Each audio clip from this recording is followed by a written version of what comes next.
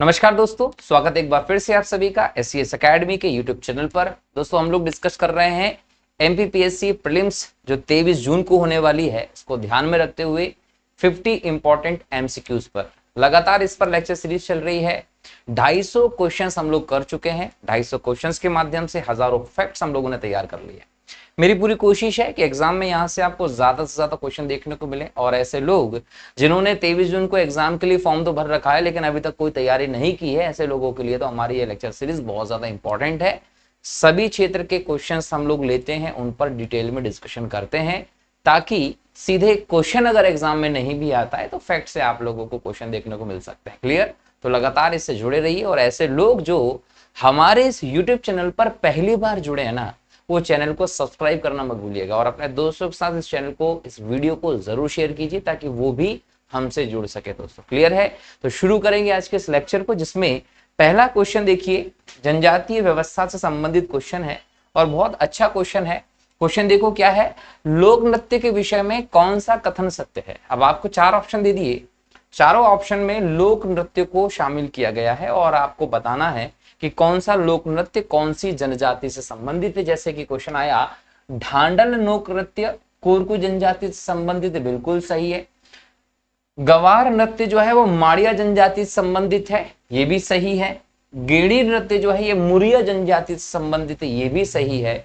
और अगर तीनों सही हैं तो चौथा ऑप्शन आप लगा लीजिएगा कि उपरोक्त में से सभी कथन आपके सत्य हैं। तो पहला क्वेश्चन आपका जो है वो डी उत्तर लेकर आया है। यहां याद रखिएगा कि जो कोरकू जनजाति है इसमें ढांडल नृत्य तो चलता ही है, साथ ही साथ आपको थापटी भी देखने को मिलता है। तो कोरकू में ढांडल के साथ अगर थापटी भी आ जाए ना तो वो भी सही होगा। और इसके बाद कुछ और चीजें आपको याद रखना, जैसे कि उरांव जनजाति की मैं बात करूं, पिछला जो लेक्चर लिया था उसमें हम लोगों ने उरांव जनजाति के बारे में बात की थी। इंपॉर्टेंट जनजाति भोपाल, जबलपुर जैसे क्षेत्रों में मिलती है, दक्षिण भारत से आई थी। घुमकुरिया, इसमें युवा ग्रह को कहते हैं। ये सब मैंने पिछले लेक्चर में डिटेल में बताया है। पहली बार अगर देख रहे हो तो जो पहले के लेक्चर है 5 हो चुके हैं, उनको देख लेना, इंपॉर्टेंट एग्जाम की दृष्टि से, ठीक है ना। तो उरांव के बारे में मैं पहले बता चुका हूं। उरांव में जो है वो सरहुल पाटा चलता है। सरहुल पाटा का संबंध किससे है? उरांव से है। वहीं अगर मैं बात करता हूं भूमिया की, भूमिया जनजाति जो है इसमें अटारी नृत्य देखने को, अटारी का संबंध इससे है। अगर कोल में चले जाएं तो कोल में आपको दहका, इसको हम लोग एक साथ जोड़कर देखते हैं तो कोल दहका कहा जाता है, ये अन्य है। और अन्य जनजाति में जाता हूं तो कल मैंने बताया है सहरिया जनजाति। अगर आप सहरिया जनजाति में जाते हैं तो यहां आपको लहंगी देखने को मिलेगा, यहां आपको दुलदुल घोड़ी देखने को मिलेगा। दुलदुल घोड़ी का संबंध भी किससे है? सहरिया से। इसके बाद आपसे अगर पूछ ले भील जनजाति, तो भील जनजाति में फेमस क्या है? भगोरिया। ये भगोरिया बहुत फेमस है भीलों में। इसके बाद अगर आप मान लेते हैं कि बैगा जनजाति में चले जाते हैं तो बैगा जनजाति में आपको कर्मा, सैला, सुआ, है ना, ये सब बैगा जनजाति में देखने को मिलेंगे। तो ये अलग अलग जनजाति के नृत्य हैं, ये ध्यान होना जरूरी है। यहां से क्वेश्चन आपको एग्जाम में जरूर देखने को मिलते हैं। फटाफट लिख लीजिए, आगे बढ़ेंगे फिर अगले प्रश्न की तरफ।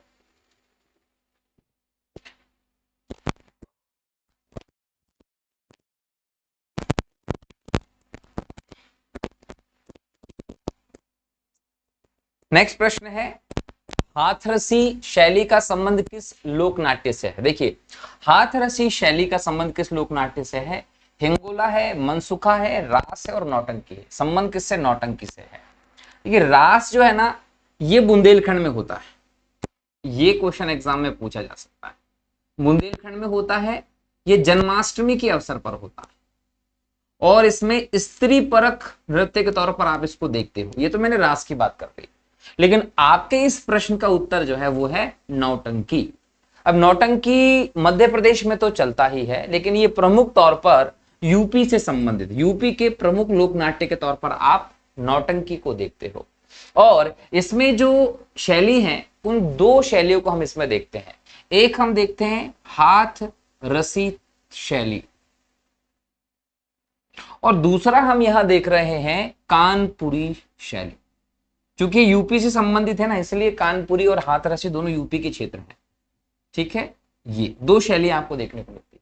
अब हाथरसी शैली और कानपुरी शैली में हम बात करें तो कानपुरी शैली में जो कोमल काव्य है या संगीत है इसका प्रयोग किया जाता है, और हाथरसी शैली में जो फेमस प्रसिद्ध काव्य है, महत्वपूर्ण काव्य है, उनका गायन जो है वो प्रदर्शन किया जाता है।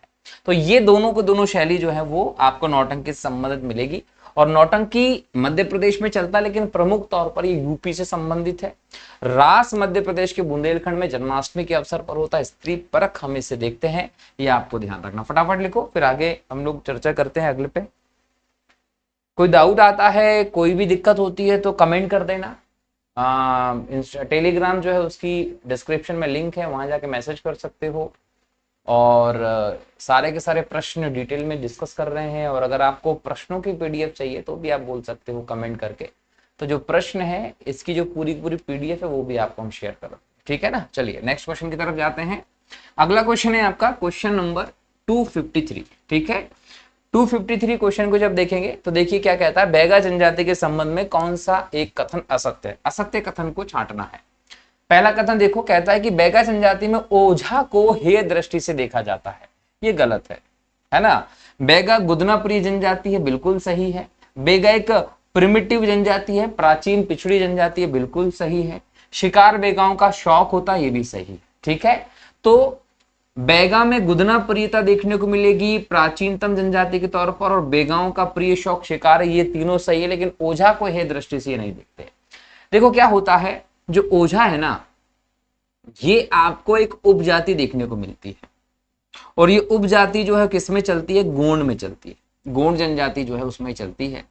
और ओझा लोग जो हैं इनको आप तंत्र मंत्र का जो काम करने वाले होते हैं उसके तौर पर देखते हो। इन्हें पंडिताई का काम जनरली दिया जाता है। इसके अलावा कोलाई भूतिस की बात करें, ये भी किसकी, गोंड की उपजाति के तौर पर आप देखते हो।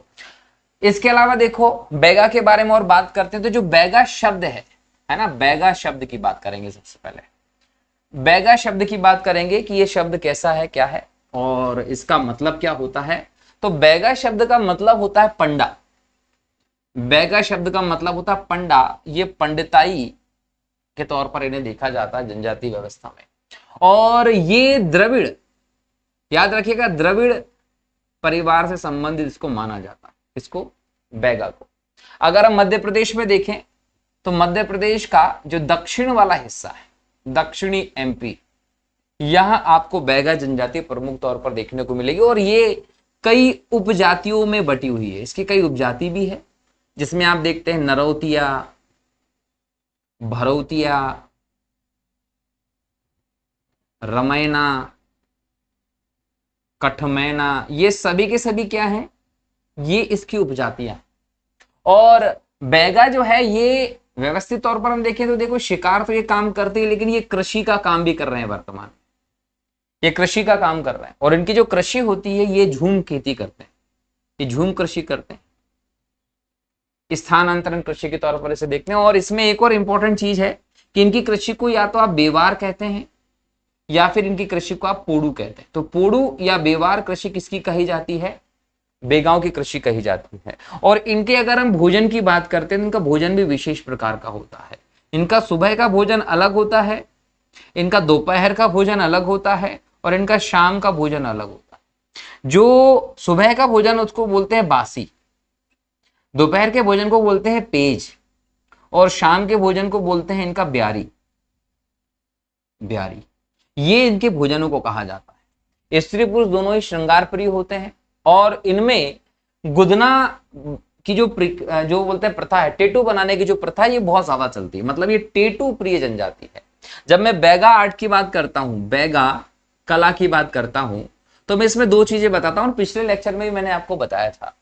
दो कौन सी, एक तो गुदना कला होती है टेटू बनाने की, और दूसरी होती है इनकी चित्रकला। चित्रकला भी इनकी कला है, ठीक है।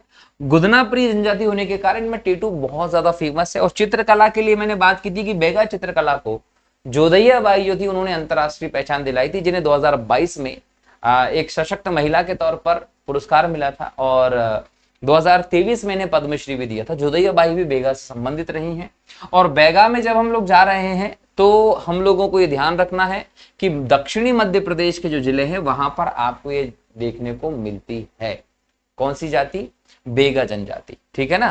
तो बेगा जनजाति के बारे में जो इंपॉर्टेंट फैक्ट्स हैं वो हम लोगों ने देख ली हैं। अब बेगाओं में आप और अगर चीजें जानना चाहेंगे तो यहां याद रखिएगा कि इसे विशेष पिछड़ी जाति के तौर पर भी देखा जाता है। विशेष पिछड़ी जनजाति के तौर पर भी बैगा को देखा जाता है, ये ध्यान रखिएगा आप लोग। बैगाओं से संबंधित इंपॉर्टेंट फैक्ट्स यही थे, देखते जाइएगा फटाफट और याद रख लीजिएगा, एग्जाम में यहां से क्वेश्चन आता है। चलो नेक्स्ट है, जोगेश्वर नाथ मंदिर कहां स्थित है? बांदकपुर में है जोगेश्वर नाथ का मंदिर। बांदकपुर हम बोल सकते हैं अशोकनगर, सभी लोग जानते हैं। अशोकनगर में आपको चंदेरी मिलेगा, चंदेरी साड़ियों के लिए फेमस है ये। और यहाँ पर आपको जोगेश्वरी देवी का मेला भी देखने को मिलता है चंदेरी में, प्राचीन नगरी है। और यहाँ पर आपने देखा था कि मेदिनी राय जो है यहाँ का शासक था, जिसे बाबर ने हराया था। बाबर ने हराया था मेदिनी राय को, है ना। बाबर ने हराया था मेदिनी राय को और कहीं ना कहीं बोल सकते हैं कि पहाड़ी को काट दिया था बाबर ने मेदिनी राय पर आक्रमण करने के। इस पर आक्रमण क्यों किया था? क्योंकि इसको आप मालवा का उत्तर से प्रवेश द्वार कहते हैं। मालवा का प्रवेश द्वार कहां से? उत्तर से। ठीक है, बाबर उत्तर से आया था भारत में और उसने क्या किया था? 1526 में पानीपत की लड़ाई की थी, 1527 में खानवा की लड़ाई की थी, 1528 में चंदेरी की लड़ाई की थी और 1529 में हम देखें तो घाघरा की लड़ाई की थी। इसका मतलब है कि 1526 में पानीपत, 27 में खानवा, 1528 में चंदेरी का और 1529 में घाघरा की लड़ाई।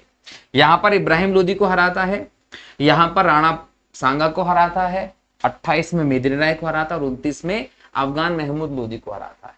ये 4 युद्ध बाबर ने लगातार किए थे। तो 1528 में जनवरी के महीने में, ठंड का महीना था पूरा, बाबर ने यहाँ पर एक पहाड़ी को काटकर कहीं ना कहीं इस क्षेत्र पर आक्रमण किया और आज भी आपको चंदेरी के पास में इसके साक्ष्य मिल जाते हैं। बांदकपुर यहीं पर है और चंदेरी में ही आपको ये जोगेश्वर नाथ का मंदिर दिखाई पड़ेगा। जोगेश्वर नाथ का जो मंदिर है ये नया मंदिर नहीं है, ये बहुत पुराना मंदिर है। 18वीं शताब्दी का ये मंदिर है, 18वीं सदी का मंदिर आपको ये देखने को मिलेगा और इसके बहुत बोल सकते हैं कि ऐतिहासिक जो है वो मजबूती दिखाई पड़ती है। और भगवान शिव से ये संबंधित मंदिर है, शिव जी से संबंधित मंदिर है, ये भी आप लोग कि शिव जी से संबंधित मंदिर के तौर पर आप इसे देख रहे हैं। ठीक है, चलिए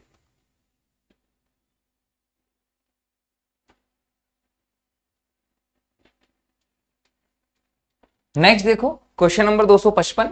निम्नलिखित में से किस कवि ने गंगा लहरी, प्रबोध पचासा, राग रसायन जैसे ग्रंथों की रचना की थी? देखिए ये तीनों ग्रंथ याद रख लीजिए, गंगा लहरी भी इंपॉर्टेंट है, प्रबोध पचासा भी इंपॉर्टेंट है और राग रसायन भी इंपॉर्टेंट है। इनकी रचना करने वाले थे कौन? पद्माकर। पद्माकर जो है, पद्माकर का संबंध भी मध्य प्रदेश से, मध्य प्रदेश के सागर में जन्म हुए थे। और पद्माकर को आप रीतिकालीन कवि के तौर पर देखते हैं, रीतिकालीन। ठीक है, इनका समय जो है वो 1753 से 1833 के बीच में आप देखते हो।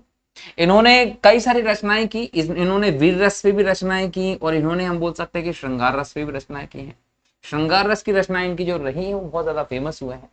गंगा लहरी, प्रबोध पचासा, राग रसायन के अलावा हम जाएं तो इन्होंने विरदावली की रचना की है। इन्होंने विरदावली के अलावा बात करें जय सिंह की रचना की है। इसके अलावा हम इनकी बात करें, इन्होंने प्रताप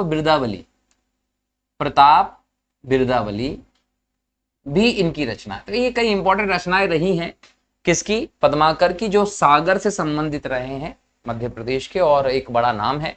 राजा भोज की बात की थी हम लोगों ने, राजा भोज परमार डायनेस्टी से संबंधित थे और राजा भोज जो है इन्होंने 1000 से लेकर 1055 के बीच में शासन किया था। उज्जैन जो थी, उज्जैनी पहले राजधानी हुआ करती थी किसकी? परमार राजवंश की। और राजा भोज ने क्या किया? जो धारा नगरी है, धार की स्थापना की और इसे राजधानी बनाया था। यही इन्होंने 1034-35 ईस्वी के आसपास हम देखें तो इन्होंने यहाँ पर भोजशाला का निर्माण करवाया था। ये भोजशाला का भी सर्वे चल रहा है, आर्कियोलॉजिकल डिपार्टमेंट के द्वारा। और इसमें कहीं ना कहीं आपको दिखाई पड़ रहा है कि यहाँ पर वर्तमान में मस्जिद बना दी गई है। तो भोजशाला में हिंदू मंदिरों के साक्ष्य आपको देखने को मिल रहे हैं। ये भोजशाला जो है ना, यहाँ आपको संस्कृत विद्यालय देखने को मिलेगा, और यहाँ पर आपको सरस्वती मंदिर भी देखने को मिलेगा। सरस्वती मंदिर आपको देखने को मिलता है। तो ये राजा भोज से संबंधित है। सरस्वती कंठाभरण नामक ग्रंथ हो, श्रृंगार मंजरी हो, श्रृंगार प्रकाश हो, चंपू रामायण जैसी रचनाएं जो है वो राजा भोज की आपको देखने को मिलती है। सुभद्रा कुमारी चौहान जो है, इन्होंने मुकुल और रानी झांसी की रानी वाली जो कविताएं वो इन्होंने सुभद्रा कुमारी चौहान जी ने लिखी थी। और बाण भट्ट की अगर हम बात करें दोस्तों, तो बाण भट्ट का ऐतिहासिक हम लोग साक्ष्य देखते हैं। बाण भट्ट जो है, इन्होंने एक तो हर्षचरित की रचना की थी, हर्षचरित की रचना की थी, और दूसरी कादंबरी की रचना की थी। कादंबरी को दुनिया का पहला उपन्यास कहा गया संस्कृत में, और ये हर्षवर्धन के समय के हम लोगों को दिखाई पड़ते। कौन? बाण भट्ट। तो ये सभी से संबंधित चीजें मैंने आपको बताई है, इसको अच्छे से देखो क्या स्थिति है ना। हाँ, क्वेश्चन बदल गया था, इस क्वेश्चन का उत्तर है ये। 255 क्वेश्चन हम लोगों ने कर लिए, ये बहुत बड़ी बात है। सिर्फ 255 क्वेश्चन मत देखिए, हमने इसमें जो फैक्ट्स देखे हैं उन फैक्ट्स को भी हम लोग नजरअंदाज ना करें। एग्जाम में कहीं से भी आ सकते हैं। अब यही देख लो आप कि एक प्रश्न है 255 नंबर का, उसमें सिर्फ आपसे ये पूछा था कि किसकी रचनाएं हैं। उत्तर पद्माकर करके मैं छोड़ सकता था, लेकिन पद्माकर कहाँ से थे, पद्माकर की अन्य रचनाएं तो मैंने आपको बताई। अच्छा, ये हर लेक्चर सीरीज में देखने को मिलेगा। आप किसी का भी लेक्चर देखोगे ना, वहां पर आपको ये देखने को मिलेगा कि वो जिस के बारे में बोल रहे हैं ना, उसके बारे में वो बताएंगे, लेकिन बाकी के 3 ऑप्शन जो होते हैं वो छोड़ देते हैं सब लोग। मैं इन तीनों ऑप्शन पर भी चर्चा करता हूं, अगर लगता है कि यहाँ से क्वेश्चन आ पाता है तो। बहुत इंपॉर्टेंट है ये, याद रखिएगा। राजा भोज के बारे में बता दिया, सुभद्रा कुमारी चौहान के बारे में बता दिया, बाण भट्ट के बारे में बता दिया। इंपॉर्टेंट है, यहाँ से क्वेश्चन आता है तो आपके लिए अच्छा रहेगा। ठीक है, चलिए अगले क्वेश्चन की तरफ जाते हैं। मध्य प्रदेश में स्थित देवगढ़ का किला किसने बनवाया था? देखिए, जो देवगढ़ का किला है ना, वो बनाने का काम करवाया था राजा जाटव। ये ध्यान रखिएगा, देवगढ़ का किला राजा जाटव के द्वारा बनवाया गया था। और इससे ज्यादा चीजें हम लोगों को यहाँ देखने की जरूरत नहीं है, क्योंकि यहाँ से सीधे ऑप्शन आपको मिल जाएगा, इसमें ज्यादा डिटेल नहीं है। नेक्स्ट है आपका, निम्नलिखित में से भोपाल रियासत किस बेगम को गोहर बेगम के नाम से भी जाना जाता है? तो इसका सीधा उत्तर है आपका कुदसिया बेगम। कुदसिया बेगम जो है, इनको हम बोल सकते हैं कि इन्हें गोहर बेगम के नाम से जाना जाता था। इन्होंने जामा मस्जिद जो है आपकी भोपाल में, ऐसी मस्जिदों का निर्माण करवाया था। और ये पहली बेगम के तौर पर भी आप इन्हें देखते हैं, पहली बेगम के तौर पर भी आप इन्हें देखते हैं भोपाल की। इसके अलावा हम देखें कि सिकंदर बेगम भी रही है यहाँ पर, शाहजहां सुल्तान जहां बेगम भी रही है यहाँ पर आपको, है ना। तो ये बेगम यहाँ रही हैं, लेकिन कुदसिया बेगम का स्थान यहां पर इंपॉर्टेंट है। अगर हम यहां देखें 1707 के आसपास अफगान था दोस्त मोहम्मद खान, इसने भोपाल की एक स्वतंत्र रियासत के तौर पर स्थापना की थी।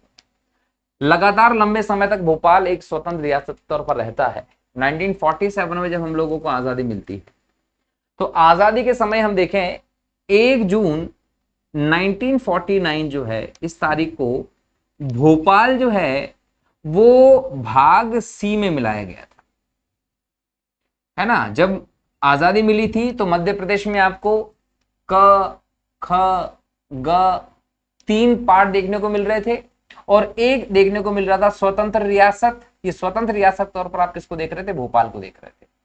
भोपाल को आप स्वतंत्र पर देख रहे थे, लेकिन बाद में भोपाल को मिलाकर जो ग वाला हिस्सा है, विंध्य प्रदेश वाला, उसमें मिला दिया गया था। ये आप लोगों को ध्यान रखना है। तो ये भोपाल की यहाँ से भारतीय संघ में एक प्रकार से स्वतंत्रता के बाद मिल चुका था। और ये जो नवाब वाले लोग थे ना, ये सब भारत से बाहर चले गए थे, भागकर पाकिस्तान, क्योंकि इनको पाकिस्तानी जाने का मन था, पाकिस्तानी जाना चाहते थे ये लोग। तो ये आपको ध्यान रखना है, ठीक है। नेक्स्ट की तरफ जाते हैं, अगला क्वेश्चन देखते हैं, क्वेश्चन नंबर 258। मध्य प्रदेश की किन 2 नदियों का संगम स्थल प्राणहिता कहलाता है ना? प्राणहिता संगम कहलाता है, ये आपको ध्यान रखना है। अब प्राणहिता कहलाता है बेनगंगा और वर्धा का संगम। बेनगंगा और वर्धा का संगम जो होता है ये प्राणहिता कहलाता है। बेनगंगा जो है ना, ये भी सतपुड़ा से निकलती है, सतपुड़ा से निकलती है, याद रखिएगा। सिवनी का जो क्षेत्र है यहां से इसका उद्गम होता है। और मध्य प्रदेश की दक्षिण की ओर बहने वाली, दक्षिण की ओर प्रवाहित नदी है ये नदी भी कहां से निकलती है? सतपुड़ा से निकलती है। वर्धा की बात कर लें तो वर्धा जो है वो भी आपको बालाघाट का क्षेत्र जो है, मुल्ताई वाला आप ले लें, यहां पर सतपुड़ा का याद रखिएगा, सतपुड़ा से निकलती, बराबर हो गया। ये दोनों नदियां दक्षिण की तरफ बहती हैं और इनका जो संगम होता है उसे आप प्राणहिता कहते हो। यहां से ये प्राणहिता नदी बन जाती है, यहां पर मिट्टी का बांध बनाया गया है भीमगढ़ का। और इसके बाद ये कहा महाराष्ट्र में प्रवाह हो रहा है। कहां प्रवाह हो रहा है? महाराष्ट्र में इसका प्रवाह हो रहा है। ये नदी अंत में जाके किससे मिल जाती है? गोदावरी में मिल जाती है। गोदावरी जो है ये भारत की वृद्ध गंगा के नाम से जानी जाती है, वृद्ध गंगा के नाम से जानी जाती है। इसका उद्गम जो है वो नासिक से है। कहां से है? नासिक से, जो त्र्यंबकेश्वर है वहां से आपको गोदावरी का उद्गम दिखाई पड़ेगा। तो गोदावरी में अंत में ये मिल जाती है। गोदावरी जो है वो भारत की सबसे प्राचीनतम नदी के तौर पर आप गोदावरी को देखते हो, याद रखिएगा, ठीक है। चलिए तो ये लिख लो फटाफट, फिर आगे बढ़ते हैं अगले क्वेश्चन की तरफ।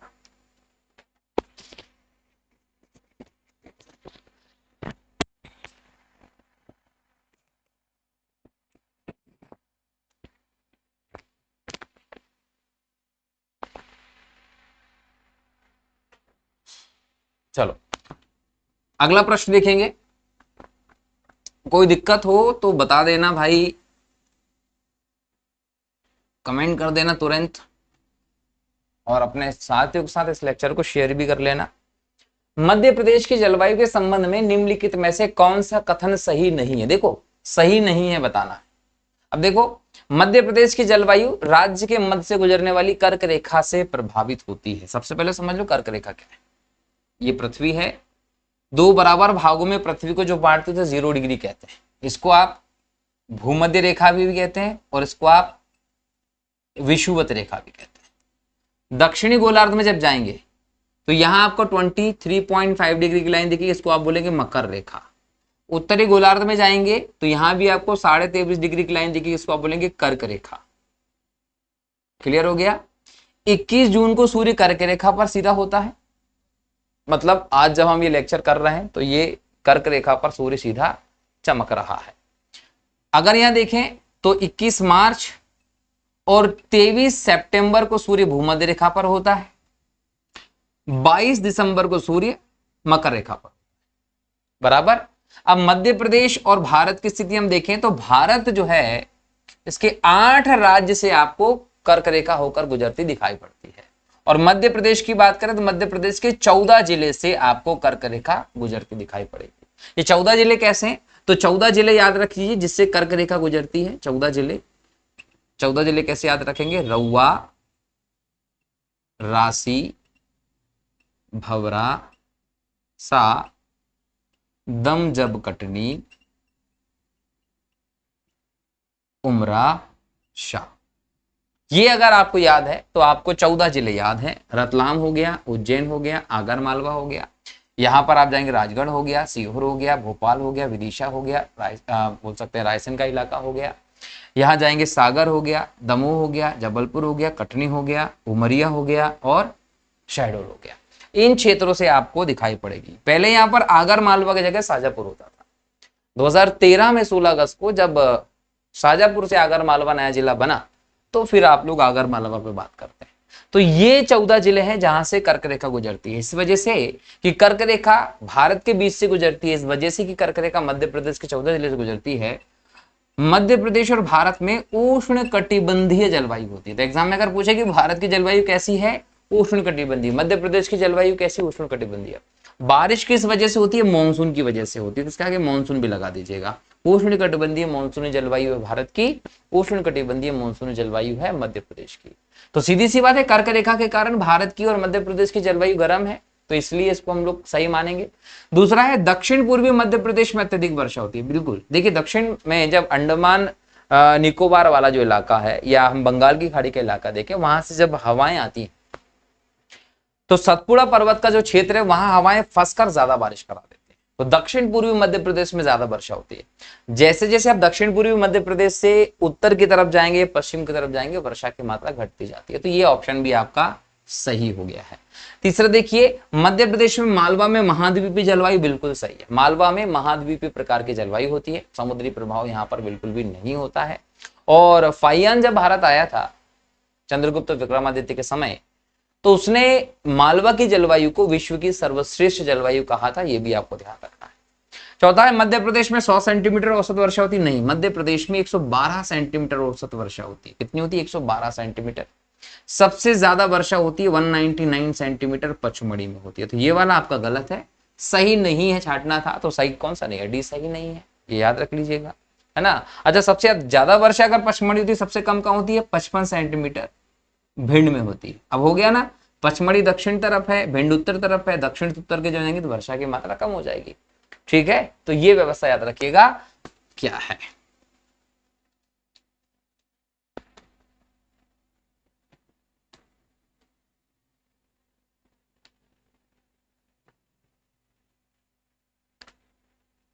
चलो अगले प्रश्न की बात करते हैं। अगला प्रश्न देखो क्या कहता है, हाल ही में मध्य प्रदेश के किस जिले में रेडियोधर्मी पदार्थ यूरेनियम की खोज की गई है ना। न्यूक्लियर जो भी आप टेस्टिंग करते हैं उसमें यूरेनियम की बहुत ज्यादा जरूरत होती है। बैतूल में इसकी खोज की गई है। अच्छा, बैतूल के पहले शहडोल में भी इसको खोजा जा चुका है। बैतूल के पहले अगर देखेंगे तो शहडोल जो है यहाँ इसको खोजा जा चुका है। और भारत में झारखंड जो है यहाँ पर आप देखते हैं यूरेनियम होता है, मिलता है। हाँ, हालांकि भारत में यूरेनियम की मात्रा बहुत कम है। अगर विश्व में हम देखें तो कजाकिस्तान में इसके बड़े भंडार है और ये इसका प्रोडक्शन भी करता है ना। लेकिन भारत में ये कम है। मध्य प्रदेश में तो बहुत नाम मात्र का है, लेकिन खोज चल रही है क्योंकि बहुत जरूरी है। अगर आपको परमाणु ऊर्जा बनाना है तो परमाणु ऊर्जा की दृष्टि से आपको यह बात ध्यान रखना कि यूरेनियम बहुत इंपॉर्टेंट है। लेकिन परमाणु ऊर्जा के लिए यूरेनियम के अलावा एक और चाहिए, थोरियम। अगर मैं थोरियम की बात करता हूं तो भारत के केरल की जो रेत है ना, उसके कणों में आपको थोरियम वाले जो तत्व है वो मिल जाते हैं। और थोरियम विश्व में सबसे ज्यादा भारत में। थोरियम विश्व में सर्वाधिक कहां मिलता है? तो सर्वाधिक थोरियम मिलता है भारत में। तो यूरेनियम ने सही, थोरियम है, हमारे यहाँ पर कोई दिक्कत नहीं है। तो ये बढ़िया व्यवस्था है। यहां पर देखो, सिंगरौली जो है वो कोयले के लिए जाना जाता है और सिंगरौली में ही एक बेढ़न तहसील है। क्या नाम है? बेढ़न तहसील। इसको आप मध्य प्रदेश की ऊर्जा राजधानी कहते हो। सीधी से सिंगरौली अलग हुआ था, ये भी सबको पता है। सीधी में भी कोयला होता है दोस्तों, याद रखिएगा। और बालाघाट जो है, बालाघाट को आप लोग तांबा और मैग्नीज खनिज के लिए जानते हैं, तो ये भी याद रखिएगा। बालाघाट में आपको क्या मिलेगा?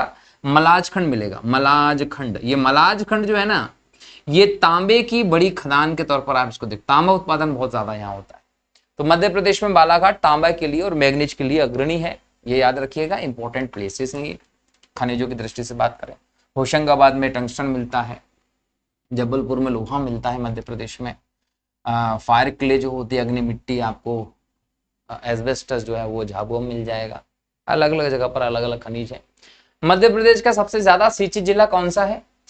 अगर इन चारों में बात करें, होशंगाबाद। 50% के आसपास होशंगाबाद में सिंचाई है। लेकिन अगर हम ओवरऑल बात करें तो ग्वालियर वर्तमान में है। ग्वालियर जो है यहाँ पर आपको 61% देखने को मिलेगी सिंचाई। कितने? 61%। ग्वालियर के बाद नाम आता है टीकमगढ़ का। टीकमगढ़ का नाम आएगा ग्वालियर के बाद। और टीकमगढ़ के बाद आता है होशंगाबाद। वैसे होशंगाबाद तीसरे स्थान पर आएगा, लेकिन चूंकि इस क्वेश्चन के हिसाब से देखें तो होशंगाबाद आपका उत्तर। होशंगाबाद जो है ना, ये गेहूं के उत्पादन के लिए जाना जाता है। एक तो यहाँ पर गेहूं होगा, दूसरा यहाँ पर टंगस्टन होता है, और यहीं आपको पचमढ़ी भी मिल जाएगा। होशंगाबाद में पचमढ़ी, क्योंकि इसका नाम क्या हो गया? नर्मदापुरम हो गया, याद रखिएगा। सबसे छोटा संभाग है मध्य प्रदेश का, ठीक है। और पचमढ़ी यही मिलेगा। यहाँ पर आपको सतपुड़ा नेशनल पार्क, सतपुड़ा जो है वो भी आपको होशंगाबाद में मिलेगा। इटारसी रेलवे जंक्शन मध्य प्रदेश का सबसे बड़ा, वो भी होशंगाबाद में स्थित है, ये ध्यान रखेंगे। उज्जैन की बात करें तो उज्जैन मध्य प्रदेश की धार्मिक राजधानी है। उज्जैन क्या है? मध्य प्रदेश की धार्मिक राजधानी के तौर पर जाना जाता है, महाकाल की नगरी के तौर पर जाना जाता है।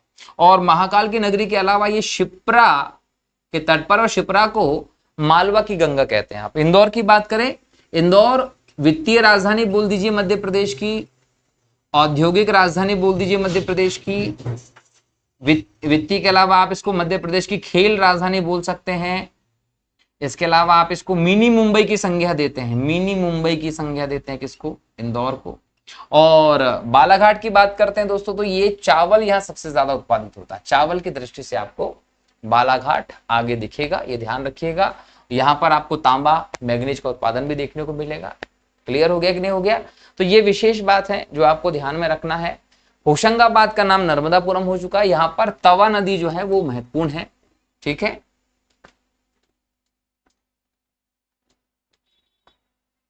चलिए नेक्स्ट प्रश्न, इंदौर किस नदी के किनारे पर बसा है? खान नदी। देखिए इसका नाम कान्हा नदी भी मिलता है, और ये नदी जो है ये राला मंडल की जो पहाड़ी है, राला मंडल की जो पहाड़ी है यहां से ये निकलती है। और जो कृष्णपुरा का पुल है, कृष्णपुरा की छतरियां हैं मध्य प्रदेश में, इंदौर में, तो कृष्णपुरा का जो पुल है इसके आसपास जाते हैं तो सरस्वती नदी होती है, उसमें ये क्या होती है, सरस्वती नदी में मिल जाती है। तो ये है, और इसके लिए क्या हो रहा है, जैसे कि आपको अहमदाबाद है, अब आपको अहमदाबाद में साबरमती रिवर फ्रंट देखने को मिलेगा, साबरमती नदी है ना, आप साबरमती रिवर फ्रंट जो देखने को मिलता है, इस रिवर फ्रंट के भांति इस कान्हा नदी के रिवर फ्रंट को तैयार किया जा रहा है। लगभग 2,500 करोड़ के आसपास इन्वेस्ट किया जाएगा इसमें। समस्या अगर कुछ है तो इसकी समस्या है प्रदूषण। आज आप पता ही नहीं कर पा रहे थे पहले कि नदी क्या है और नाला क्या है।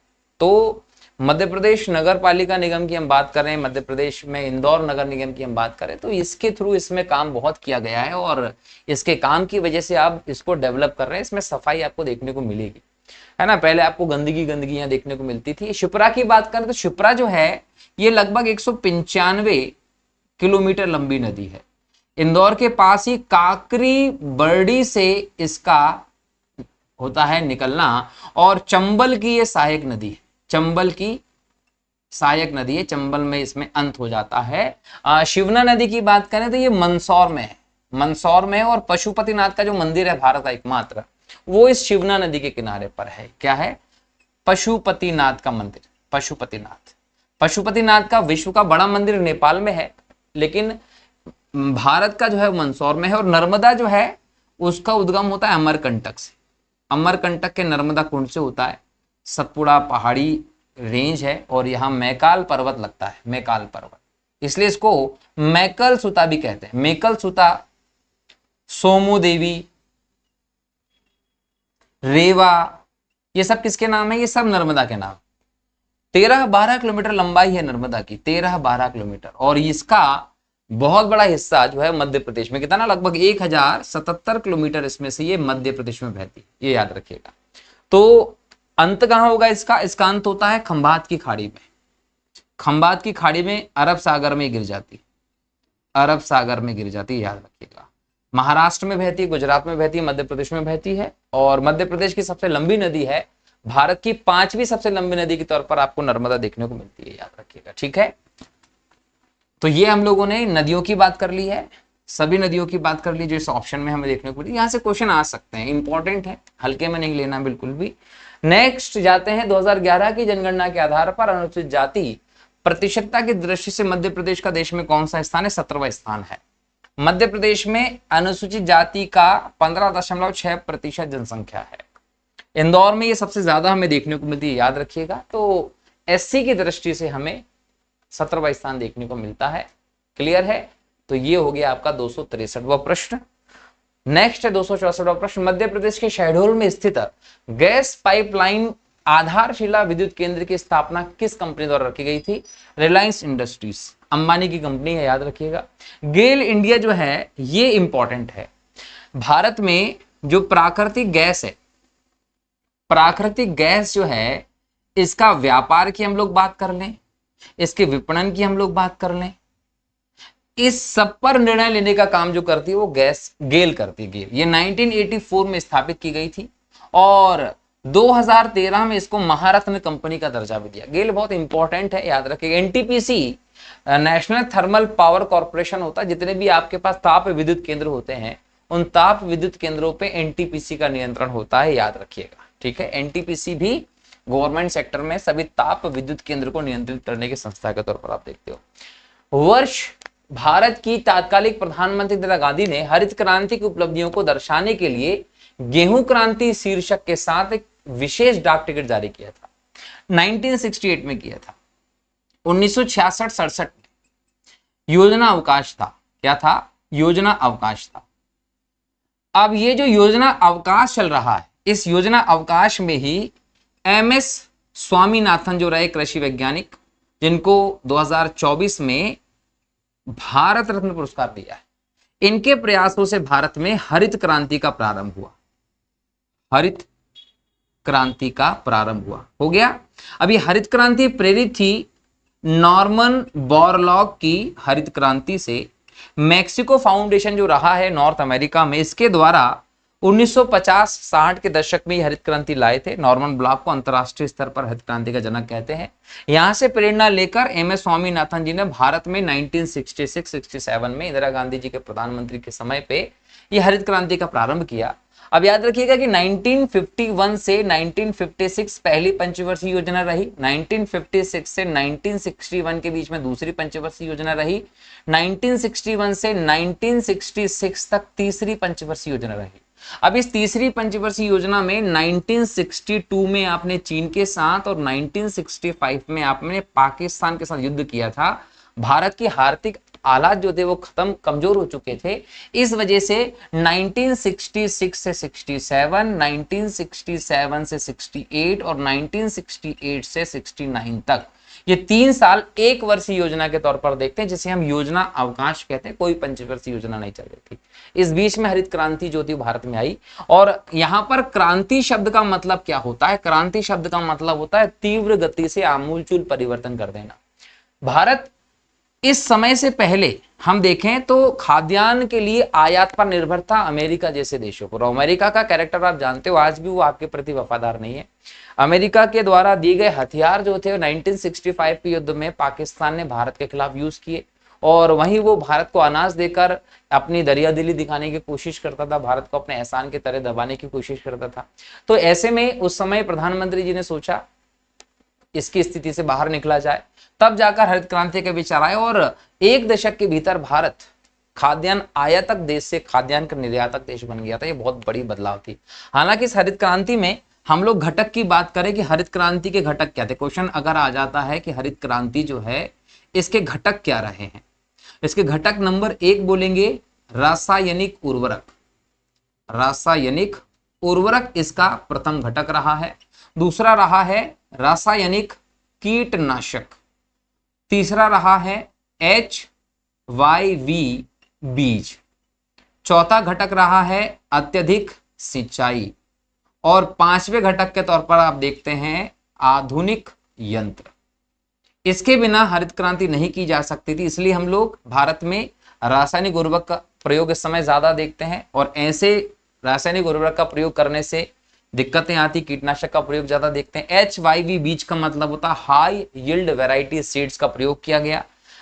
इनकी ऊंचाई नहीं बढ़ती, फल बड़े होते थे, बौने पौधे रहते थे ये, तो ये किया गया। सिंचाई की बेहतर व्यवस्था, कई आधुनिक यंत्र जो है ट्रैक्टर वगैरह का प्रयोग ज्यादातर किया जाने लगा था। इस वजह से हरित क्रांति भारत में है। लेकिन इसका नकारात्मक प्रभाव रहा पर्यावरणीय चिंता। भारत में जो मिट्टी रही उसकी उर्वरता क्षमता खत्म हो गई। मरुस्थलीकरण का बढ़ावा हम लोगों को देखने को मिला, पंजाब हरियाणा में खासकर। और हरित क्रांति का प्रभाव जो है वो चावल प्लस गेहूं की फसल पर हम लोगों को ज्यादा देखने को मिला। और इसके लिए किसानों को मोटिवेट करने के लिए 1966 से ही हम लोग MSP का जो कार्यक्रम है वो भी देखते हैं, जो पहले केवल चावल और गेहूं की फसल पे आई थी। आज MSP का राजनीतिकरण हो गया, तो 23 फसलों पर आपका MSP देखने को मिल रहा है, जिसका बहुत बड़ा प्रभाव हमारे राजकोष पर पड़ता है, ये याद रखिएगा। तो ये हरित क्रांति का कॉन्सेप्ट था। इसी वजह से APJ अब्दुल कलाम साहब ने कहा कि अब भारत को नेक्स्ट दूसरी हरित क्रांति की जरूरत है। और दूसरी हरित क्रांति जो है उसमें पर्यावरण को ध्यान में रखते हुए खाद्यान्न को बढ़ाने का काम किया जा रहा है, जिसमें जैविक हरित क्रांति के तौर पर आप इसे देखते हो।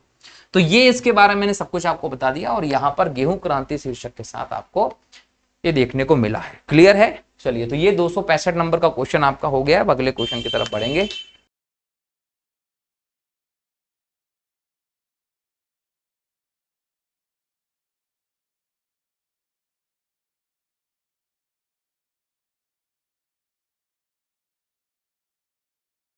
अगला क्वेश्चन देखो क्या है। अटल किसान ज्योति योजना का प्रारंभ कब हुआ? ये योजना प्रारंभ हुई थी 2019 में।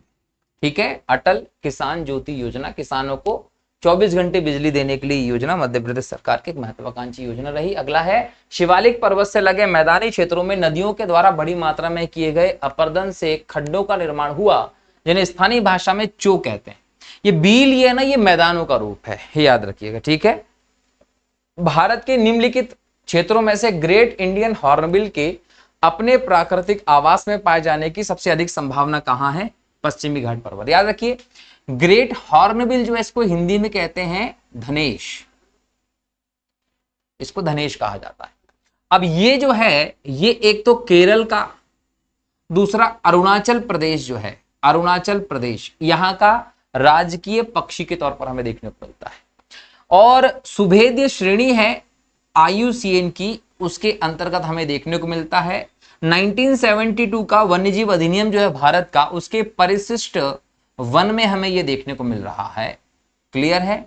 ये इसकी संकट की स्थिति है। और दूसरी बात है कि इसके लिए अगर हम देखें तो नागालैंड जो है, नागालैंड जो है, यहां हॉर्नबिल उत्सव मनाया जाता है। हॉर्नबिल उत्सव कहां मनाया जाता है? अगर एग्जाम में ये पूछ ले तो ये हॉर्नबिल उत्सव जो है, महोत्सव जो है, वो नागालैंड में बनता है। नागालैंड के लोगों की इससे बहुत ज्यादा लगाव है और इसको ईश्वरीय रूप से वो लोग पूजते भी हैं, इसलिए त्योहार इसके लिए मनाते हैं। सन 2000 से इसका प्रारंभ किया गया है, राज्य सरकार द्वारा ये उत्सव होता है और 1 से लेकर 10 दिसंबर के बीच में 10 दिवसीय उत्सव के तौर पर इस हॉर्नबिल उत्सव को आप लोग देखते हैं। बहुत अच्छा पक्षी है, रंगीन चोंच वाला, है ना। नेट पे सर्च कर लीजिएगा ग्रेट हॉर्नबिल के बारे में, तो आपको पता चल जाएगा चित्र कैसा होता है। ठीक है, नेक्स्ट देखते हैं। निम्नलिखित कथनों पर विचार करें। 4 कथन दिए हैं। पहला कथन है भारत में ज्यादातर भूकंप हिमालय के क्षेत्र में घटित होते हैं। बिल्कुल सही है ना। पूर्वी हिमालय की तुलना में उत्तर पश्चिमी हिमालय में भूकंप अधिक सुभेद्य होते हैं, ये भी सही है। प्रायद्वीपीय भारत एक भूकंप विमुक्त क्षेत्र, बिल्कुल नहीं, ऐसा नहीं है। यहाँ पर भी भूकंप आपको थोड़ा बहुत देखने को मिलते हैं, ये सही नहीं है। इलाहाबाद 1819 में भूकंप का परिणाम था, ये भी आपको सही देखने को मिल रहे हैं। तो ये आपको फैक्ट देखने को मिले, पहला, तीसरा, चौथा सही है। पहला, दूसरा, चौथा आपका ये उत्तर सही हो जाएगा। भारत को 4 भूकंप जोन में बांटा गया है। एग्जाम में क्वेश्चन पूछेगा भारत को कितने भूकंप जोन में बांटा गया? 4 भूकंप जोन में। भूकंप जोन 2, भूकंप जोन 3, भूकंप जोन 4, भूकंप जोन 5। सबसे घातक भूकंप हिमालय क्षेत्र में आते हैं और दक्षिण के क्षेत्र में 2 भूकंप जोन है जिसमें कम भूकंप आपको देखने को मिलते हैं। बराबर है, ये याद रखिए। चलिए नेक्स्ट है, सूर्योदय योजना का प्रारंभ कब हुआ? 2024 में। 22 जनवरी 2024 को रामलला के मंदिर का आप लोग देख रहे हैं कि शिलान्यास हुआ, सब कुछ चीजें, मूर्ति पूजा वगैरह सब हो गया था। उसके बाद मोदी जी ने सूर्योदय योजना प्रारंभ की, जिसमें 1 करोड़ घरों की छत पर सोलर पैनल लगाकर, सोलर टॉप लगाकर उनमें सोलर ऊर्जा की इंपॉर्टेंस को बताया है। सरकार द्वारा 1 करोड़ घरों पर ये सोलर पैनल लगाकर सोलर ऊर्जा को बढ़ावा दिया जा रहा है। साथ ही साथ अगर अतिरिक्त ऊर्जा होती है तो वो पड़ोसियों को भेज भी सकते हैं। और आज आप देख रहे हो कि इस योजना के परिणाम स्वरूप ऐसे लोग जिनके यहाँ पर ये सोलर पैनल लग चुके हैं, वो 2-3 हजार रुपए महीने की एक्स्ट्रा इनकम कर लेते हैं ऊर्जा देकर। ठीक है, तो ये एक सौर ऊर्जा के लिए इंपॉर्टेंट परियोजना है। भारत के किस राज्य में आकाशीय बिजली तूफान के कारण होने वाली वर्षा को चेरी ब्लॉसम कहते हैं? इसका उत्तर है कर्नाटक। देखिए, प्री मानसून शावर, मानसून पूर्व वर्षा आपको देखने को मिलती है। क्या होता है कि जून के महीने तक भारत का जो क्षेत्र है वो पूरी तरह से गर्म हो जाता है ना, तो यहाँ पर चक्रवाती परिस्थिति आपको देखने को मिलती है। जैसे अभी रेमल चक्रवात आया था। रेमल का अर्थ होता है रेत, ओमान ने नाम दिया था, है ना, ये आपको याद रखना। तो वैसे ही आप लोग ध्यान रखिएगा कि मानसून पूर्व वर्षा होती है। मानसून पूर्व वर्षा होती है और अलग अलग जगह पर इसको अलग अलग नाम से जानते हैं। जैसे कर्नाटक में चेरी ब्लॉसम कहते हैं, कॉफी के फूल इससे जल्दी खिल जाते हैं। अगर हम तमिलनाडु में जाएंगे तो तमिलनाडु में इसको कहा जाता है आम्रवृष्टि। आम्रवृष्टि, इसके कारण आम जल्दी पक जाते हैं। बंगाल में अगर जाएंगे तो बंगाल में आपको ये देखने को मिलेगी काल बैसाखी, इसको काल बैसाखी यहां कहा जाता है। ठीक है, नॉर्थ ईस्ट में जाएंगे तो इसको नार्वेस्टर कहते हैं, नार्वेस्टर कहते हैं। असम में अगर चले जाएंगे तो असम में इसको कहते हैं बोडो चिल्ला, बोडो चिल्ला। तो इसको अलग अलग नामों से जाना जाता है। मानसून के पहले की वर्षा होती है और इसमें तेज झंझावत के साथ बारिश होती है, ये याद रखिएगा। गर्मी से राहत मिल जाती है लोगों को और कहीं ना कहीं बेहतर वर्षा भी है ये फसलों के लिए।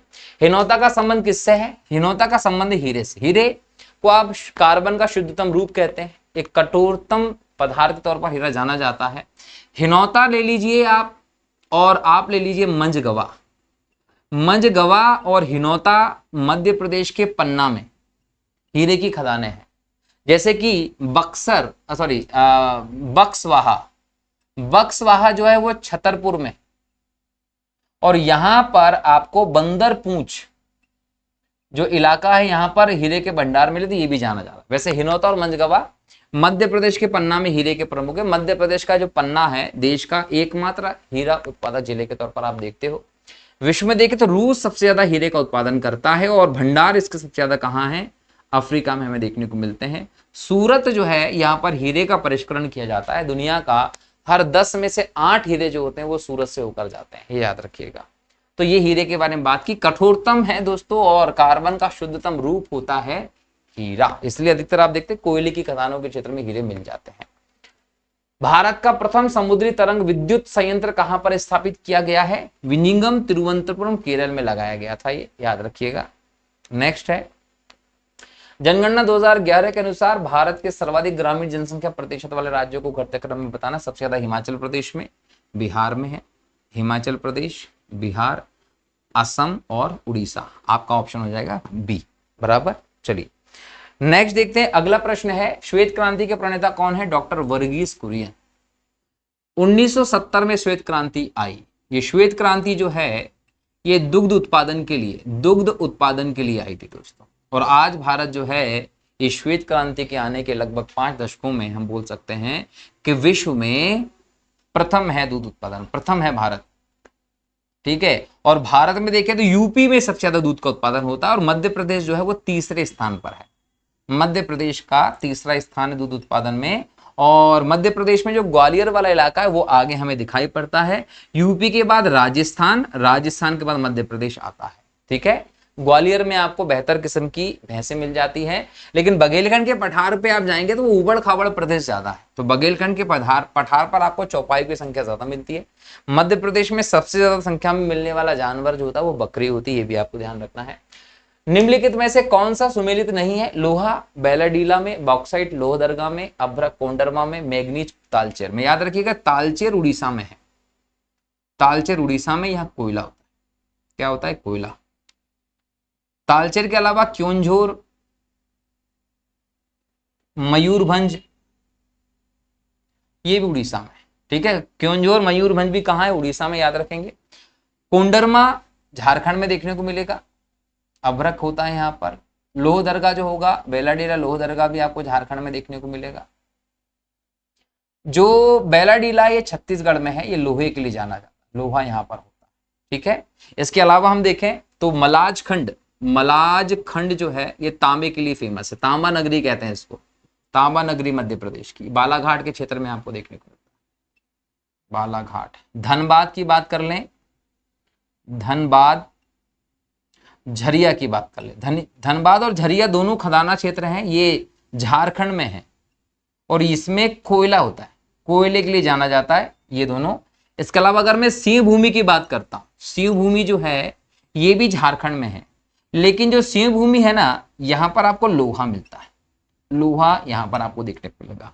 रानीगंज की बात करता हूं, रानीगंज जो है ये बंगाल में है, कोयले के लिए फेमस है रानीगंज। तो ये प्रमुख खनन क्षेत्र हम लोगों ने देखे हैं जो हमारे देश में अलग अलग धातु पे मिलता है, जैसे हिनोता, मंझगवा, ये हीरे के लिए फेमस खदानें हैं। मलाजखंड, सुहागपुर शहडोल मध्य प्रदेश में है।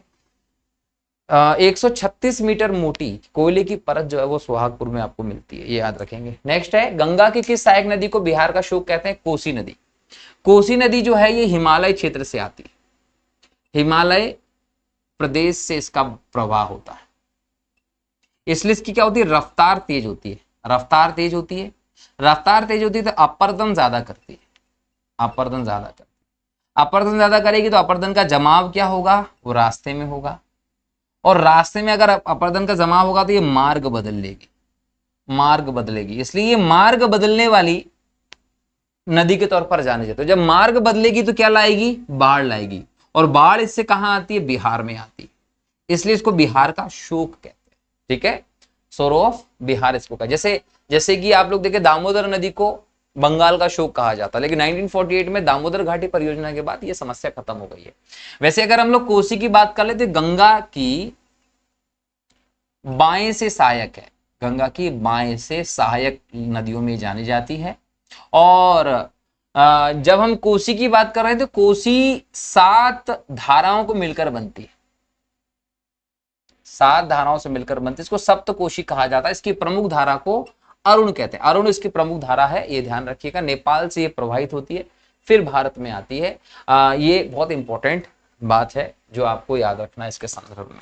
तो बिहार का शोक कोसी को कहा जाता है। और अभी जब हम ये लेक्चर कर रहे हैं इसके एक दिन पहले, मतलब 20 जून के आसपास बहुत तेज इसमें बाढ़ भी आ गई है। तो अब जैसे जैसे बारिश का मौसम आएगा बिहार में बाढ़ आएगी। ऋग्वेदिक जनसभा को न्यायिक कार्यों से संबंधित थी, क्या कहलाती थी? सभा कहलाती। सभा जो है इसमें श्रेष्ठ लोग होते थे, श्रेष्ठ लोग होते थे। बोलने का मतलब जो बड़े अधिकारी होते थे, बड़े अधिकारी जो होते थे ये इसमें शामिल होते थे और ये न्यायिक कार्य करते थे, है ना। सभा और समिति दोनों को मिला दे, इनको बोला गया था ब्रह्मा की प्रजापति की 2 भुजाएं। 2 भुजाएं किसको कहा गया था? सभा और समिति को कहा गया था। ये बहुत इंपॉर्टेंट रही है। और याद रखिएगा कि जो विदत है, विदत आम जन की सभा हुआ करती थी, विदत आम जन की सभा हुआ करती थी। ऋग्वेदिक काल में इसका खासा महत्व हमें देखने को मिल रहा है। किस काल में? ऋग्वेदिक काल में। 279 में देखिए कालसी क्यों प्रसिद्ध है? कालसी अशोक के शिलालेख के लिए प्रसिद्ध है। अशोक भारत में ऐसा शासक रहा जिसका पूरा इतिहास जो रहा है वो उसके शिलालेखों के आधार पर तैयार किया गया, शिलालेख से तैयार किया। पूरा इतिहास अशोक का उसके शिलालेख से तैयार किया गया है ना। अशोक के शिलालेख जो रहे हैं वो 1750 के आसपास खोज की गई थी और इसको 1837 में पहली बार पढ़ा गया था। और पढ़ा किसने था? टी फ्रेंथलर ने। टी फ्रेंथलर जो रहा इसने पढ़ा था, जबकि जेम्स प्रिंसेप ने इसकी खोज कर ली थी। ये इस पे याद रखिएगा। ये कालसी के जो लेख है ना, ये 1860 में खोजे गए थे। 1860 में इसकी खोज की गई थी कालसी वाले की, है ना। अशोक की बात करें तो 305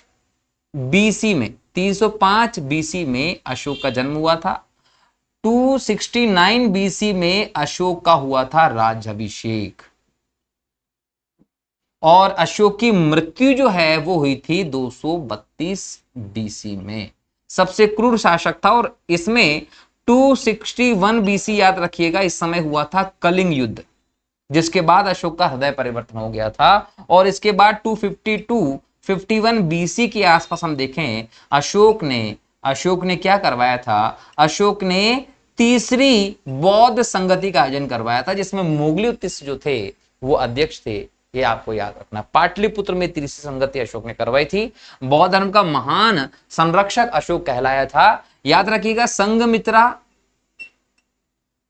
प्लस महेंद्र, ये दोनों पुत्र पुत्री थे। ये पुत्र था और ये पुत्री थी। इनको अशोक ने श्रीलंका भेजा था प्रचार प्रसार के लिए बौद्ध धर्म के। अशोक की बीवी का नाम था सुभद्रांगी और अशोक की एक बीवी जो थी कारुवाकी, उसका संबंध जो था वो संबंध विदिशा से था। याद रखिएगा सुभद्रांगी। सांची का स्तूप अशोक ने बनवाया था, ये भी आपको ध्यान रखना है दोस्तों। तो अशोक महान रहे और उनके बारे में इंपॉर्टेंट जानकारी आपको बताई। बिंदुसार अशोक के पिता थे, ये भी आपको ध्यान रखना है। अशोक ने धम्म की व्यवस्था प्रारंभ की थी, ये भी आपको ध्यान रखो। धम्म महामात्र नामक नया पद भी अशोक ने चलाया था। ठीक, चलिए नेक्स्ट है, निम्नलिखित में से किसके लिए एका ब्राह्मण प्रयोग हुआ है? गौतमीपुत्र सातकर्णी। गौतमीपुत्र सातकर्णी जो है ये सातवाहन वंश का राजा था। सातवाहन वंश का राजा था और ये जो वंश है ये सिमुक ने स्थापित किया था। सिमुक ने स्थापित किया था। प्रारंभ में जो सातवाहन थे ये महाराष्ट्र में थे, महाराष्ट्र में थे। प्रारंभ में महाराष्ट्र में थे और महाराष्ट्र बाद में आंध्र प्रदेश की तरफ ये बढ़ गए थे, इसलिए इनको आंध्र सातवाहन कहते हैं। ठीक है। और इनके जो शासक रहे उनको आप लोग मात्र सत्तात्मक कहते हैं। मात्र सत्तात्मक का मतलब क्या है? हर शासक ने अपने नाम के आगे अपनी माता का नाम लगाया है। हर शासक ने अपने नाम के आगे अपनी माता का नाम जोड़ा है। अपनी माता का नाम जोड़ा, इसका मतलब क्या है कि अपनी माता को आदर प्रकट किया है हर शासक ने, है ना।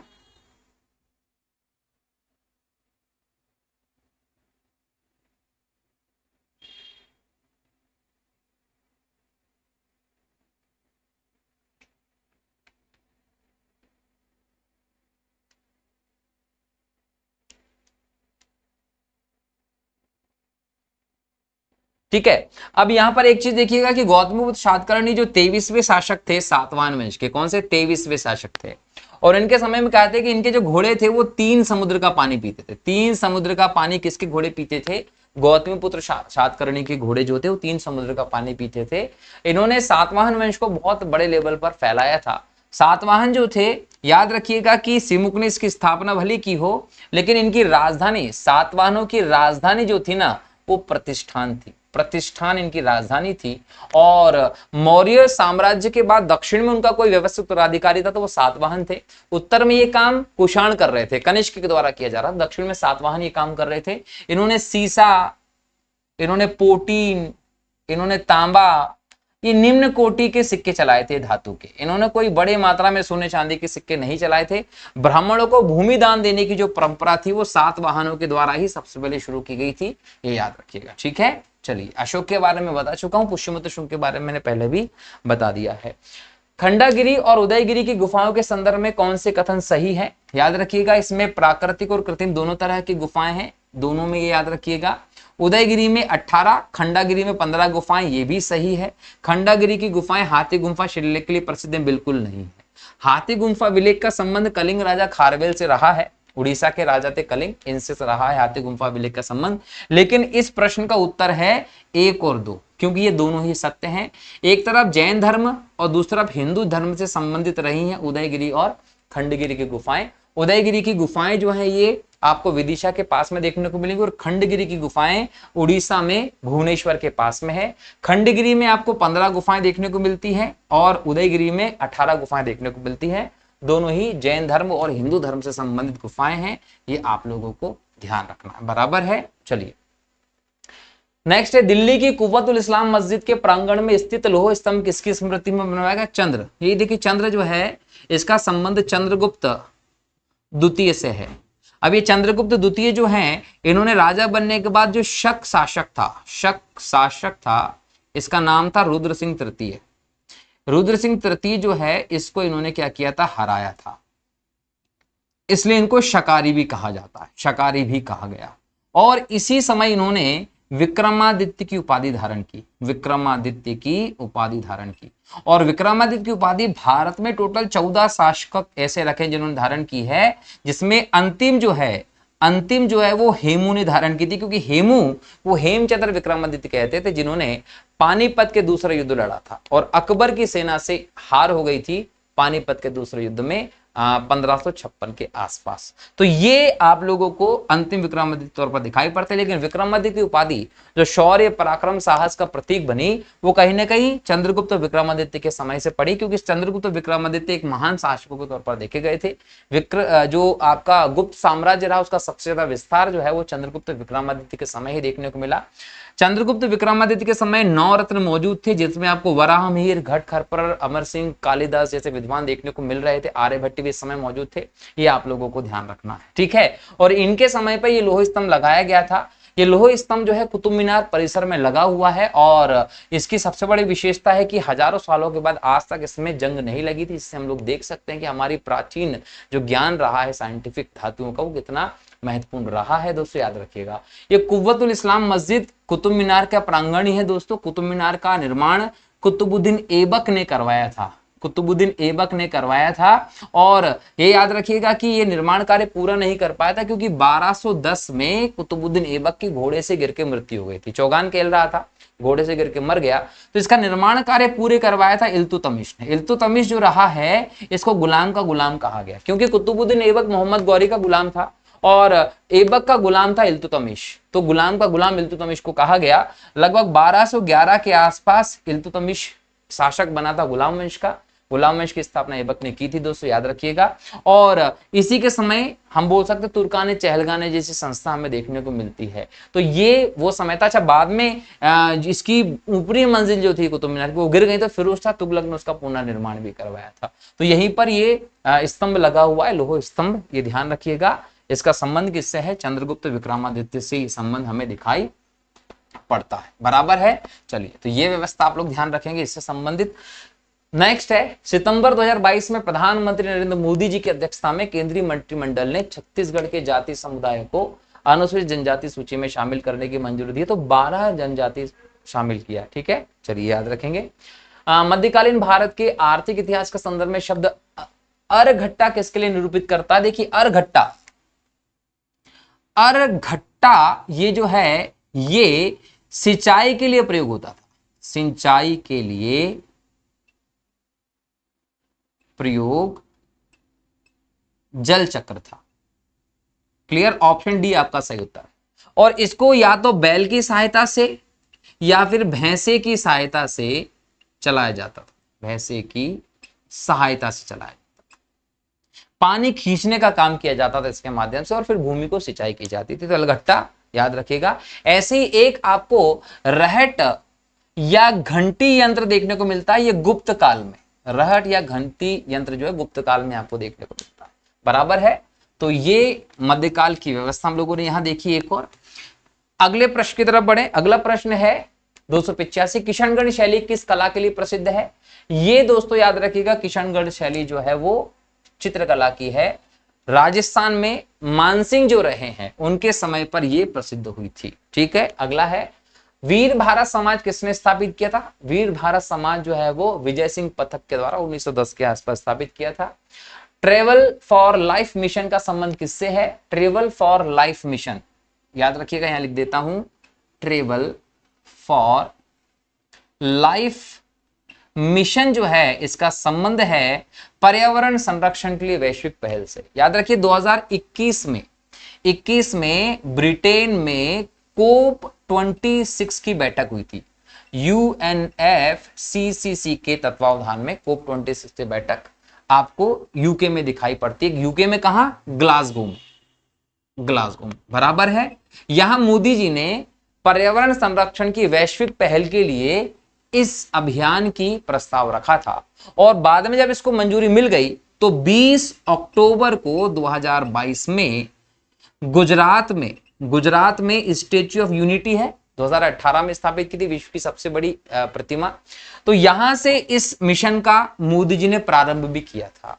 इसमें लाइफ जो शब्द है इसका याद रखिएगा, लाइफ स्टाइल फॉर एनवायरमेंट इसका मतलब होता है। और यह पहल शुरू की गई जिसमें कहा गया कि 2028 तक भारत के 80% नगरों और गांवों को पर्यावरण मित्र क्षेत्र के तौर पर स्थापित किया जाएगा।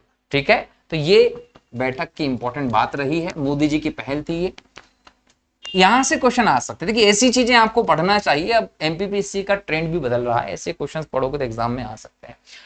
हाल ही में देश की सबसे बड़ी निजी rail coach factory mega rail coach factory की स्थापना कहां की गई है? दक्षिण भारत की मेगा कंपनी है जिसने तेलंगाना में इस रेल कोच फैक्ट्री की स्थापना की है। यूनेस्को की विश्व धरोहर समिति ने 46वें सत्र की स्थापना किस देश में और कब आयोजित की गई जाएगी? तो याद रखिए जुलाई 2024 भारत में किया गया, जुलाई 2024 भारत में किया गया है। यूनेस्को जो है संस्कृति शिक्षा संबंधी स्थलों को महत्व देते, इसका उद्देश्य यही है।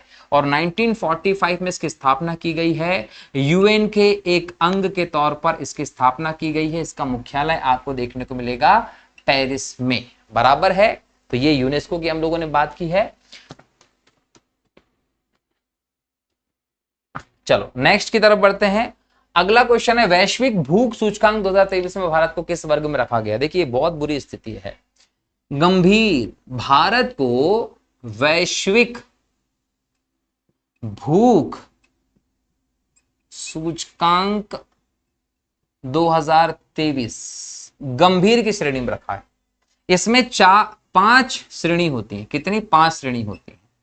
पहली श्रेणी अगर हम देखें तो इसको हम देखते हैं 9.9 है ना, 9.9 तक इसमें निम्न स्तर है।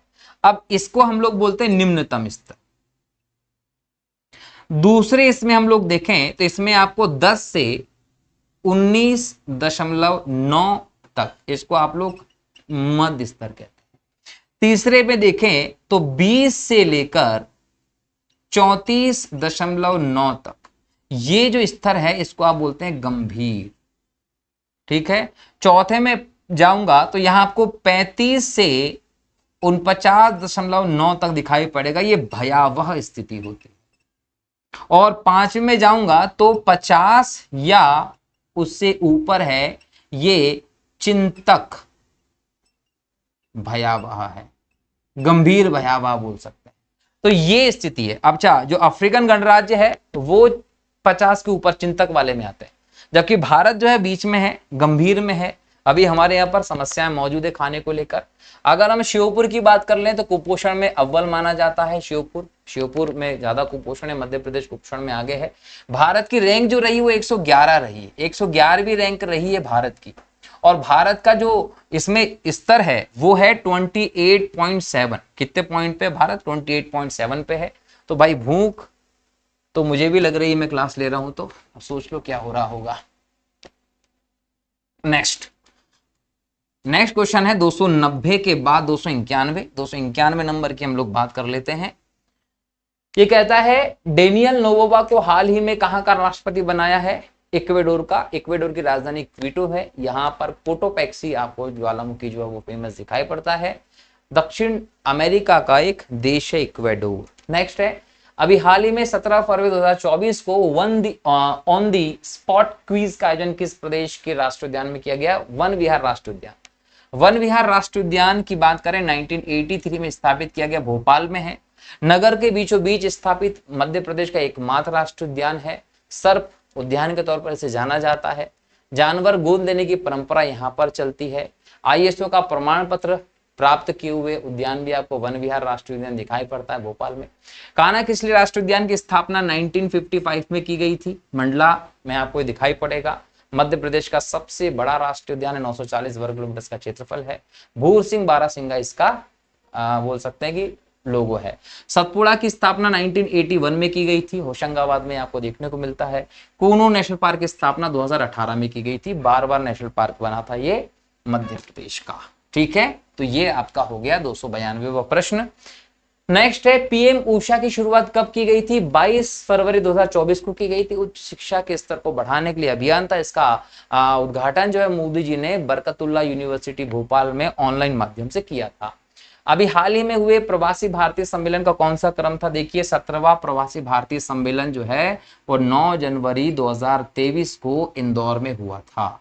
प्रवासी भारतीय दिवस जो होता है वो 9 जनवरी को इसलिए मनाते हैं क्योंकि इस दिन गांधी जी जो है 1915 में अफ्रीका से भारत आए थे। तो प्रवासी भारतीय दिवस इसलिए मनाया जाता है, ठीक है, ताकि प्रवासी भारतीय जो दूसरे देशों में रह रहे हैं उनके भारत से जोड़कर रखा जा सके। देश का पहला क्राफ्ट हैंडलूम टूरिज्म विलेज कहां बनाया गया है? तो याद रखिएगा ये बनाया गया है अशोकनगर में इसको स्थापित किया गया है। मध्य प्रदेश मॉब लिंचिंग पीड़ित प्रतिकार योजना की शुरुआत कब की गई? 9 सितंबर 2023 को की गई। एक्चुअल में मॉब लिंचिंग का मतलब क्या होता है? जब भीड़ किसी भी व्यक्ति के ऊपर आक्रमण कर दे, भीड़ में कोई मारा जाए, दुश्मनी कर दे किसी की, उसे मॉब लिंचिंग कहते हैं। ठीक है, नए दापा प्रथा को समाप्त करने के लिए कौन सा अभियान चलाया जा रहा है? साथीदार अभियान चलाया जा रहा है। भीलों में ये चलता है कि लड़का लड़की वाले को दहेज देता था, एक कुरीति के तौर पर इसे देखा जा रहा था। इस प्रथा को समाप्त करने के लिए साथीदार अभियान चलाया जा रहा है। नेक्स्ट है, विजयनगर साम्राज्य में मंडलेश्वर या नायक के रूप में किसे संदर्भित किया जाता था? राज्यपाल को कहते थे। विजयनगर साम्राज्य की स्थापना जो है वो हरिहर और बुक्का के द्वारा की गई थी 1336 के आसपास, जब उत्तर में दिल्ली सल्तनत के अंतर्गत मोहम्मद बिन तुगलक का शासन था, तब इसकी स्थापना की गई थी तुंगभद्रा नदी के किनारे पर। ठीक है, हम्पी जिसकी राजधानी थी। नेक्स्ट है, हंटर आयोग का संबंध था। हंटर आयोग का संबंध शिक्षा से रहा है। प्राथमिक शिक्षा मातृभाषा में दी जाए, ये इसका प्रमुख कदम था। लॉर्ड रिपन इस समय हमारे देश में वायसराय थे। 1882-83 के आसपास हंटर कमीशन जो है वो बनाया गया था। एक हंटर कमीशन जो है वो जलियांवाला बाग हत्याकांड की जांच के लिए भी बनाया गया था, ये भी आप लोगों को ध्यान रखना है। नेक्स्ट है, विश्व की सबसे बड़ी नटराज की प्रतिमा कहां स्थापित की गई? नई दिल्ली में भारत मंडपम के सामने ये प्रतिमा अष्टधातु से बनाकर स्थापित की गई है। और नटराज की प्रतिमा के बारे में आपको पहले बता चुका हूं। तो ये 300 प्रश्न हम लोगों ने डिस्कस कर लिए। 300 प्रश्न हमारे पूरे हुए हैं और ये 300 प्रश्न एग्जाम की दृष्टि से बहुत इंपॉर्टेंट है दोस्तों। अब हम लोग नेक्स्ट जो सीरीज करेंगे हमारी वो 25 जून से मेंस की सीरीज करेंगे। पेपर नंबर 1, 2, 3 के टॉपिक्स को डिस्कस करने वाले हैं डिटेल में।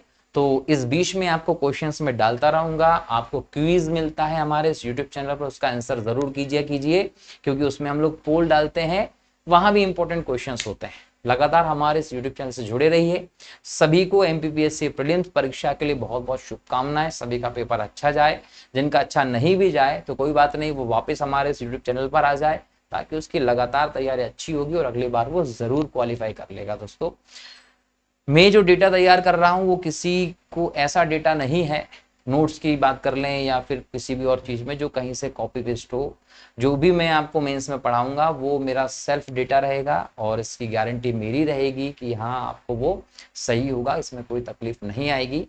ऐसे लोग जो सच में एमपीपीएससी क्रैक करना चाहते हो, लगता है कि नहीं भाई हमें एमपीपीएससी क्रैक करना ही है, जीवन का अंतिम लक्ष्य ये है, तो वो भाई चैनल को सब्सक्राइब कर लो, बेल आइकन पर क्लिक कर दो, लगातार इस यूट्यूब चैनल से जुड़े रहो। कोई समस्या होती तो उसका अपडेट भी मुझे देते रहो, और अपने रिश्तेदारों में, दोस्तों में, भाई बंधुओं में जो भी तैयारी करना चाहता हो, नहीं भी तैयारी करना चाहता हो तो उसको भी बोलो कि भाई चैनल को सब्सक्राइब कर लो, क्योंकि देखिए कुनबा बढ़ना चाहिए। कुनबा बढ़ेगा तभी तो ज्यादा से ज्यादा लोगों को इसका फायदा होगा। तो मिलता हूं अगले लेक्चर में, तब तक के लिए बहुत बहुत शुक्रिया दोस्तों। जय हिंद, जय भारत, वंदे मातरम दोस्तों, जय श्री राम।